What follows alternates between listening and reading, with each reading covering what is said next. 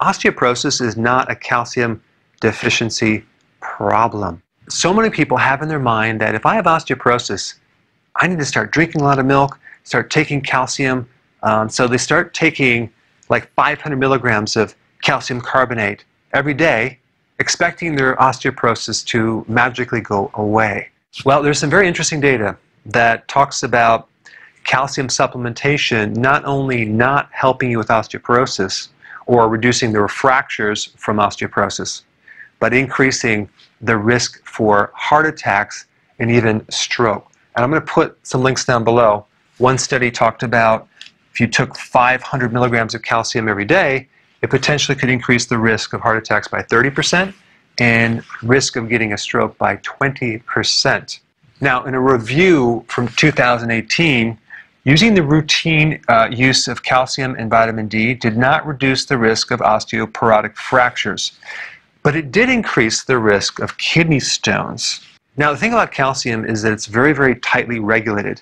So if you get too much calcium, it becomes very, very toxic, very similar to too much iron or too much copper, versus other minerals like magnesium or potassium. You can get a lot of that and your body will get rid of it, but not calcium. Too much calcium is very toxic to your cells. And if you look at certain health conditions as people get older, they're just filling up with toxic calcium.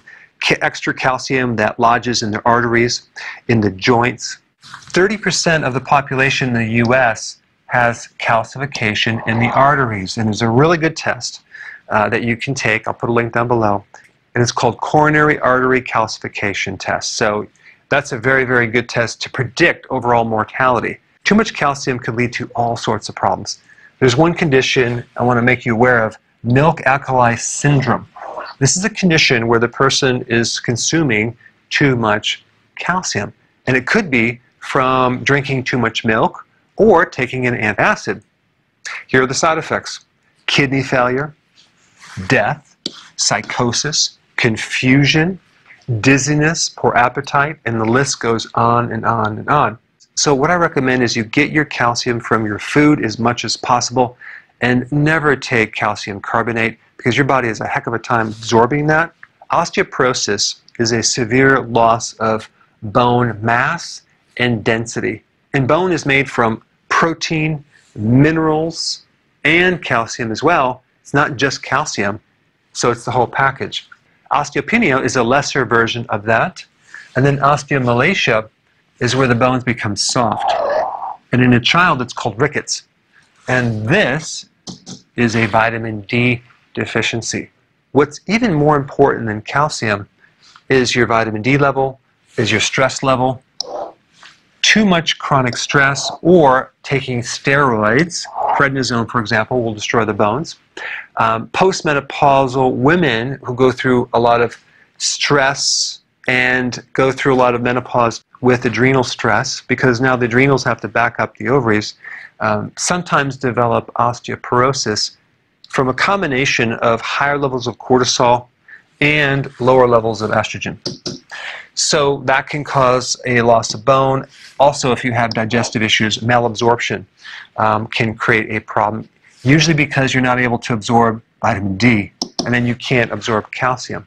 Vitamin D has a purpose of increasing calcium absorption by 20 times. So without vitamin D, you would have to consume 20 times the quantity of calcium. That doesn't make sense. Vitamin K2 is another vitamin that is ignored. This is like vitally important. Vitamin K2 has a huge purpose of making your bones very, very strong and solid, to keep the calcium in the bone and keep it out of the arteries and the other soft tissues. So this right here is probably one of the most important factors in dealing with someone with osteoporosis. The other thing that's been proven is that regular exercise can greatly reduce the risk of osteoporosis.